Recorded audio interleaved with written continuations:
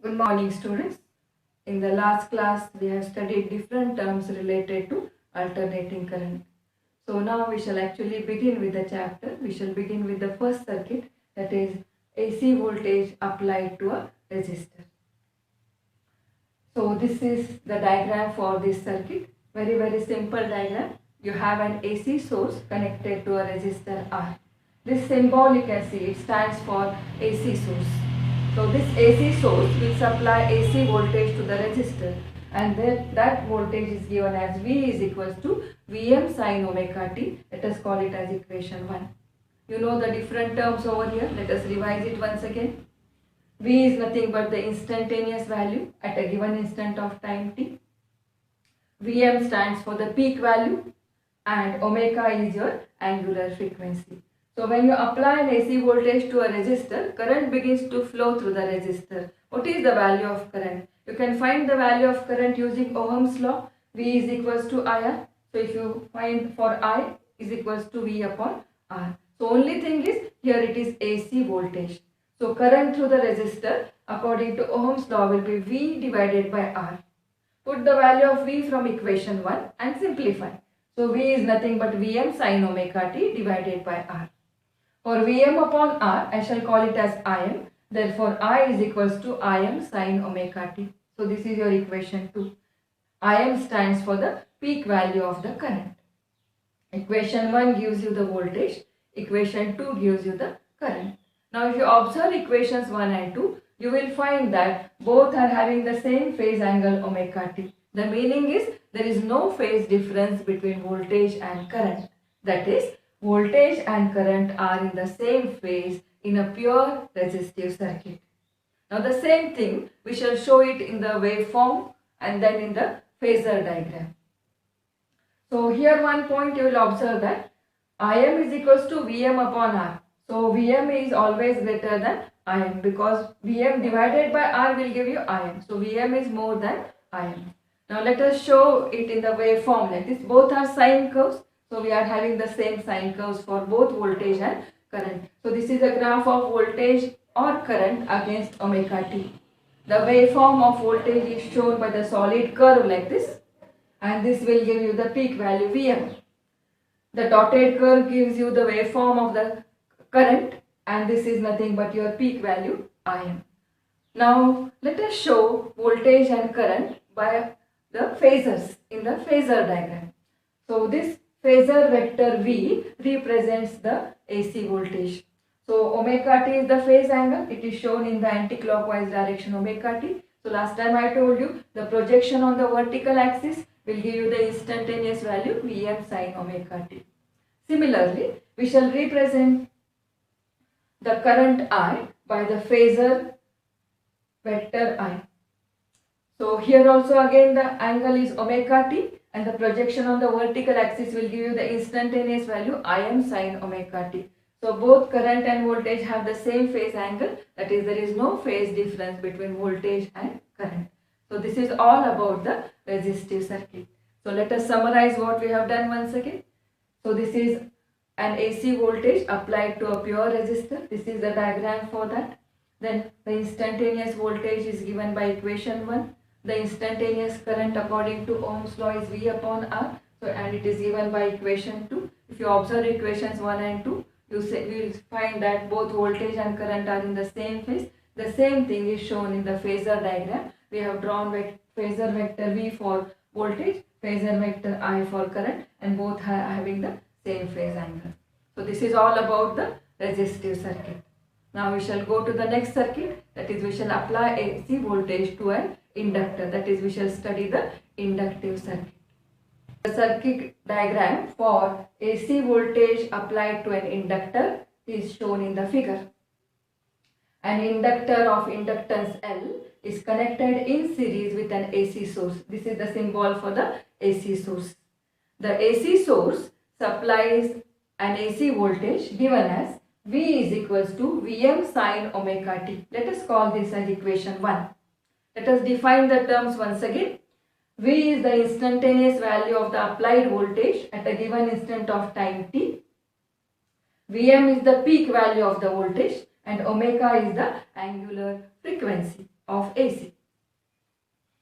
Now, when you apply AC voltage to the inductor, AC current flows in the inductor. Alternating current flows in the inductor. What is the meaning of alternating current? Changing current. It changes both in magnitude and direction. And because of this changing current, the flux linked with the inductor changes. And whenever there is change in flux, an EMF is induced. So an EMF is induced in the inductor and it is given as E is equals to minus L di upon dt. This we had studied in the earlier chapter, electromagnetic induction.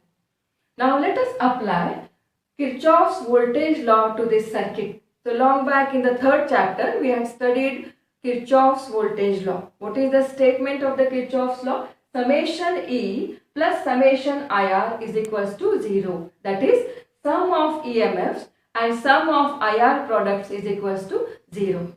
Now in the inductive circuit, the resistance of the inductor is negligible. So this term is 0. R is equals to 0. So you are left with only summation E is equals to 0. Sum of EMFs is equals to 0. So there are two voltages now. One is the applied voltage, another is the induced EMF. So sum of V and E is equals to 0. So now let us put the values of V and E and let us simplify. Value of V is Vm sin omega t and value of E is minus L di upon dt. This is equals to 0. So we shall slightly rearrange the terms. This negative term you take on the other side. It becomes positive. Therefore, Vm sin omega t is equals to L di upon dt. Now let us take L by dt on the other side and simplify. We will get an expression for di. So what is an expression for di? Di will be Vm upon L sin omega t into dt. Now using this expression, we are going to find out current. So you have to integrate on both sides. So integration of di will be, this is constant outside, integration of sin omega t dt. Now we shall apply the rules of integration and simplify. Integration of di is I and integration of sin omega t dt is minus cos omega t upon omega. Now let us take omega along with L, multiply by L. So you will have Vm upon omega L and you are left with minus cos omega t. For minus cos omega t, we shall apply another trigonometric relation. That relation is minus cos omega t is equals to sin omega t minus pi by 2. So let us put the value of minus cos omega t as sin omega t minus pi by 2. So you will have I is equals to Vm upon omega L minus cos omega t is sin omega t minus pi by 2. Now this bracketed quantity Vm upon omega L, we shall put it as Im. So you will have I is equals to Im sin omega t minus pi by 2. Let us call this as equation 2. This equation 2 gives you the instantaneous current in the circuit and where Im is equals to Vm upon omega L. Now let us take omega L on the other side. So what will be omega L? It will be Vm upon Im. Now what we shall do is, numerator and denominator we shall divide by root 2. So you will have Vm upon root 2 and Im upon root 2. Value will not change. So the peak value divided by root 2 always gives you what? RMS value. This we had seen in the first lecture. So Vm upon root 2 will give you RMS value of voltage, capital V. And Im upon root 2 will give you RMS value of current. We shall denote it as capital I. So omega L is the ratio of V upon I, voltage to current. Now what is the importance of this ratio, voltage to current? In Ohm's law we had seen V is equals to IR means R is equals to V upon I. What does R stand for? R stands for the resistance, that is opposition to the flow of current. So opposition to the flow of current is the ratio of voltage to current. So here also we have the ratio voltage to current. So this ratio voltage to current stands for opposition of an inductor to the flow of what current? Alternating current. So the same thing I have written here. Omega L is the effective opposition of an inductor to the flow of alternating current. And this effective opposition is called as inductive reactance and it is denoted by the letter XL. So this omega L is equals to XL and it is called as the inductive reactance. So what is the definition of inductive reactance? Inductive reactance XL is equals to V upon I. What is V? RMS value of voltage, and what is I? RMS value of current. So how to define the inductive reactance? It is the ratio of RMS value of voltage across the inductor to the RMS value of current through the inductor. Now, what is the SI unit of XL?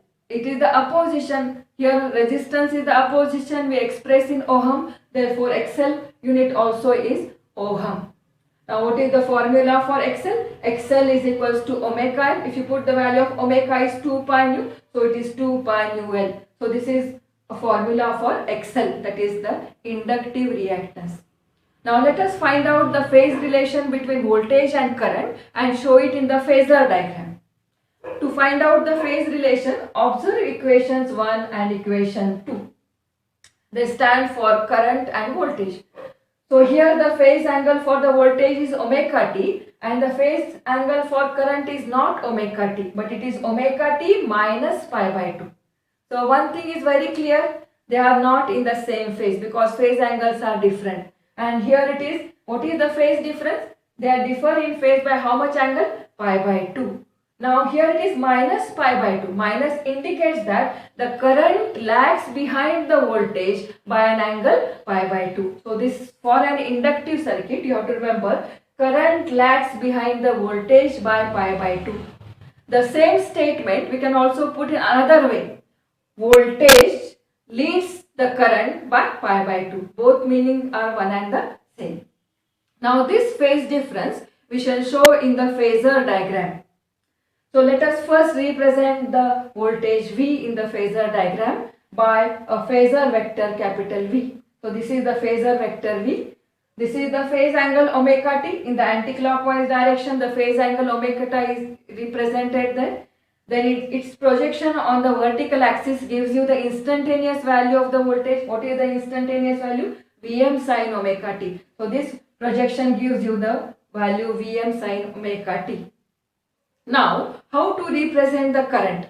So, phase difference is pi by 2. So, you draw a line normal to this phasor vector V and this angle is pi by 2. Now, you measure the angle in the phasor diagram in the anticlockwise direction. So, this is your forward direction. Now, current lags behind, which you have to go in the backward direction. So, on this side, you have to represent the current I. So, this phasor vector capital I represents your instantaneous current I, and its projection on the vertical axis will give you the instantaneous value. What is the instantaneous value of the current? Im sin omega t minus pi by 2. So this projection gives you the instantaneous value Im sin omega t minus pi by 2. So this is regarding the phasor diagram. The same thing we can also show in the form of waveform. So for this you plot a graph of voltage and current against omega t.